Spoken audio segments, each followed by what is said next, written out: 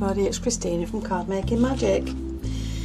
We're still working with the baby image. This is the walker from Mo's Digital Pencil, and in the other two videos we've done the skin and we've coloured the hair. So on this one we're going to deal with the dress on the baby. So we'll start off by doing just a plain white dress, and then I'll go bit by bit through the variations that you can get to alter the look. So the first one we're going to create is the plain white dress, but it's not flat. Because of the artist's interpretation, you now have pleats and folds in the dress. So you can use either a very pale grey, or in this case I've used EB1. Now a good tip to preserve the numbers on top of your pens is just to coat them in a clear nail varnish, and that will stop them wearing off. And that is a tip that was passed on to me last week, so I'm sharing it. So with the EB1 I'm just going to look at where all the shadow would be on the dress, and it would be around where her arms are. It would be along the top of the ruffle in the dress, and again alongside that arm.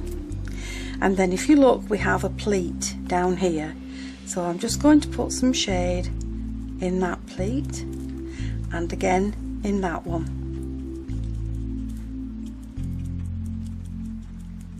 And I'm just going to bring that one up to the top of the dress. Now if you notice, I'm not just going in with one solid line, I'm just sort of flicking it in, because it's easier to blend if you flick it in rather than put it in one solid line. So now along the top of the frill we've got some shadows, and the lines are what the artists put in there for you to use as a guideline for the shadow. So I'm just going to carry on putting in all these different shadows, and again I'm just flicking it in along the top with the odd long stroke in there. And again this is coming down to some shading in the pleat, and again there we have a pleat in the dress, and along the edge would be some more shading. Now if you look down at the little briefs underneath, you would have shading under the frill on the edge and along the bottom there where the artist has put the lines in, and again we'll continue up to the top. So there's the dress with the shading in it. I'm now going to come down and do the socks. This is a very easy one to do. So we'll just look at where the shading would be, and it would be under the frill and along the side and just along the bottom and down this side as well. And on this sock it would be around the back of her leg, under the frill, and again along the bottom. So there's just some simple shading for a plain white dress. Now just to blur all the edges on these shadows that you've put in, just take your blender tool and just flick it out along the edge. And then for the ribbon, I'm just going to do a pink ribbon through the slots and on the button, just to give it a pretty look. So that's all I'm going to do, is blend in the shadows and then put the ribbon in. Now once you've put the shading and the ribbons in the dress, if you wanted to leave it as a plain white dress, that's fine, but if you wanted to turn it into something different, then take your coloured pen again, and after you've put the shading in, you're just going to put some polka dots on it, and you're going to work your way all over the dress, adding those polka dots and along the little briefs.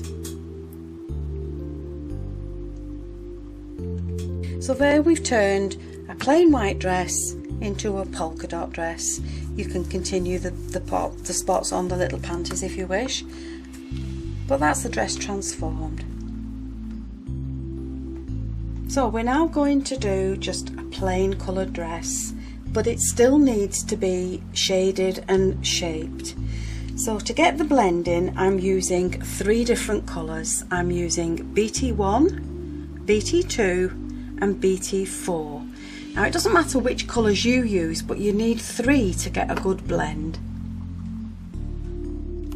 Now this time I'm going to put the shadows in with the BT4, which is the darkest colour, and I'm going to put the shadows in the same as I did with the white dress, but it's anything that is lying underneath something else will be in shade.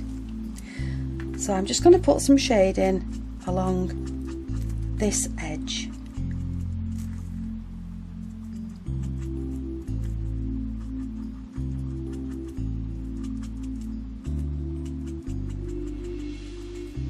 And I'm just going to put the shade in along all the areas that would be underneath.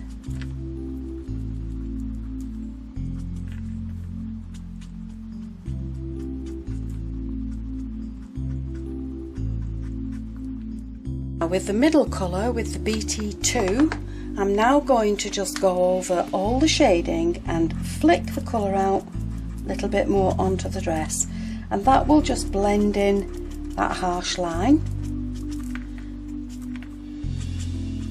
and it will just take the colour further into the dress.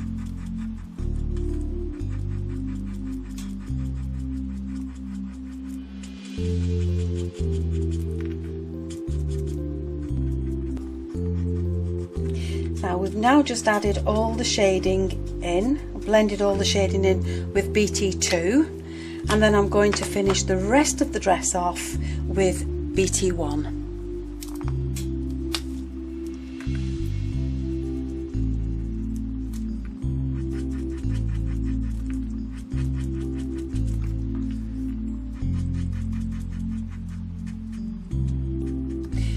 So I've gone all over it now with the BT1. The whiter part of the paler part of the dress would be where it's in the light. And just to accentuate the shadows a little bit more, I'm going to go back in with the darkest shade and very lightly go along the pleats. And that just puts the shade back in.